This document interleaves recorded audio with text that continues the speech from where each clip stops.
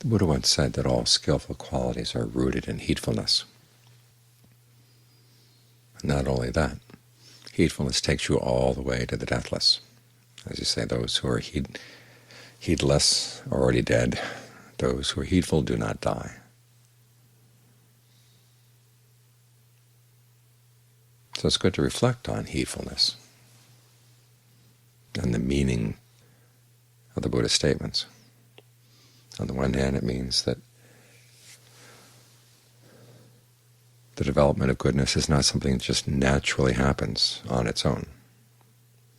You have to see the importance of your actions, that there are dangers out there, dangers in the mind, and you have to make an effort. But the effort is not doomed. It really does make a difference. Whether you act on skillful mind states or if you're acting on unskillful mind states, it really does make a difference. If it didn't make any difference, then why bother being heedful?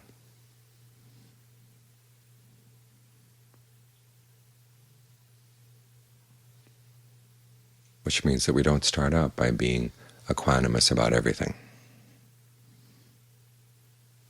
All too often people read about the Buddha's teachings and they see a lot of his teachings end in equanimity.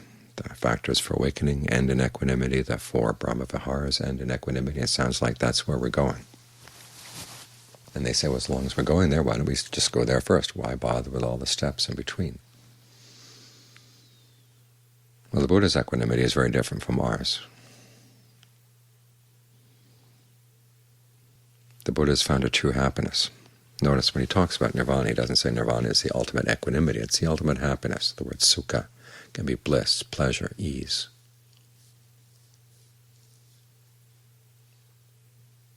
And it's worth our while to aim at an ultimate happiness. Equanimity is for the things that either would pull us away from the path or prevent us from moving further along on the path.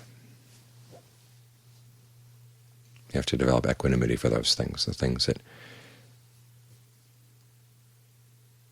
if you got really involved in them, you wouldn't have time to practice. You wouldn't have the energy to practice. And even the equanimity of someone who's attained nirvana is not just a blasé attitude toward everything. These people have found the ultimate happiness, and so they don't need to feed on anything else. It doesn't mean, though, that they don't do anything, that they don't see that certain actions are preferable to others, and certain activities are preferable to others. And if they can, they still want to make a difference. John Sawat's comment was that as you're walking along the path, you do everything you can to keep the weeds and the branches and all the other obstructions away from the path, so they don't get in the way of your progress. When you've gotten to the end of the path, as far as you're concerned, those weeds can grow up again, because you've gotten to where you want to go. But you look around, you see other people coming along the path, and you have compassion for them. So you do what you can to clean out the weeds. And you see that other people are actually planting weeds in the path. And if you can try to stop that. And then if you see that you can't, well, that's when you have to exercise equanimity. So equanimity there is the last resort, when you realize you can't do something. That's when you think about all living beings are the owners of their actions, and you have to leave it at that.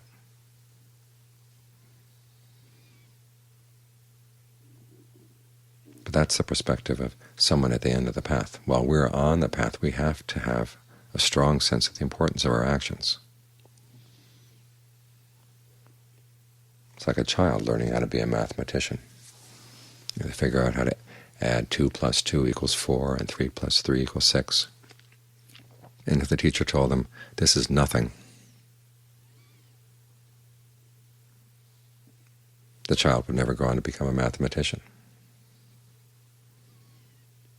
The teacher has to emphasize the importance of learning addition and subtraction and multiplication and division, and how you master algebra and trigonometry so you can get to the calculus.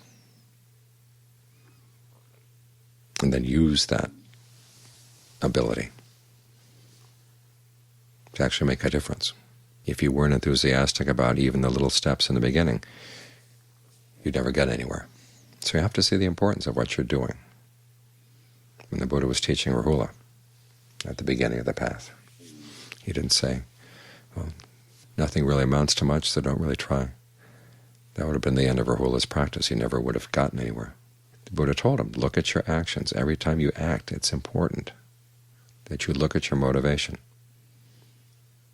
before you act. What are you anticipating from the action? Is it going to be for harm or for happiness? If it harms anybody, yourself or other people, it does matter. You don't want to do that kind of action. If you see that's going to cause no harm, you go ahead and do it. While you're doing it, you look at the results that come out. Again, the results are important. This is not a time to think about the fact that ultimately the sun is going to go nova someday, and the earth is going to fry to a crisp before it gets dissolved. And there'll be no trace of our ever having been here. That's not the proper frame of reference. The proper frame of reference is, what intentions are you developing? Because even if the sun goes nova, if we haven't reached nirvana by that point, we're going to be somewhere, reaping the results of our karma. So you look at the results of your action so you can get more and more skillful. Even after the action is done, you want to review what the results were, so you can learn from the action. If it came out well, learn from it. If it didn't come out well, learn from it. How can you figure out how not to repeat that mistake? It's like that series of questions they ask people who are applying to become brain surgeons. People apply to a program like that tend to have good grades, so you can't really tell from the grades whether they're going to be good surgeons or not. So I found out the best questions to ask were, 1, can you tell us about a mistake you made recently? If the person couldn't admit to making a mistake, you didn't want that person operating on somebody's brain. The second question is, well, how would you do it differently? Because even if a person admits to a mistake but doesn't immediately try to figure out how not to repeat the mistake, again, that's not someone you want operating on your brain.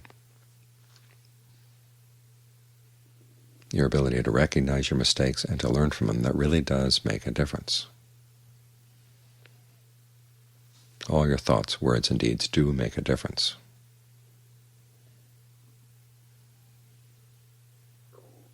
Because as you focus on them and try to get more and more skillful, that's what gets you on the path, and the path takes you to an ultimate happiness. That makes a difference too. At the same time, you're doing less and less harm in the world. That makes a difference. So have a strong sense that your actions really do make a difference. The fact that we're meditating here does make a difference. Every aspect of the path makes a difference.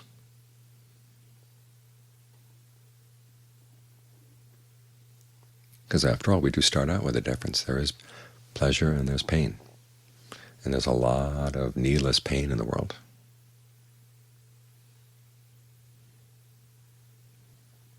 And if we don't do something about our unskillful actions, we're going to be adding more unnecessary pain to the world.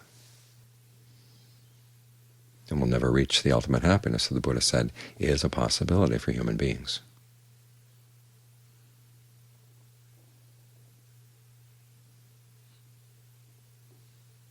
So watch out for people who start out with equanimity, and advise that you start out with equanimity. They make a difference too, but not a good difference.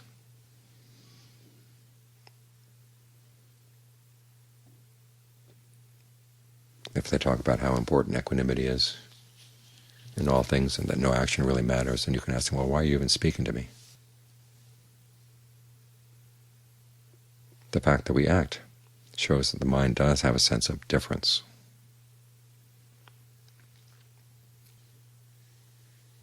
And it's worth your while as the Buddha pointed out, to try to make a good difference.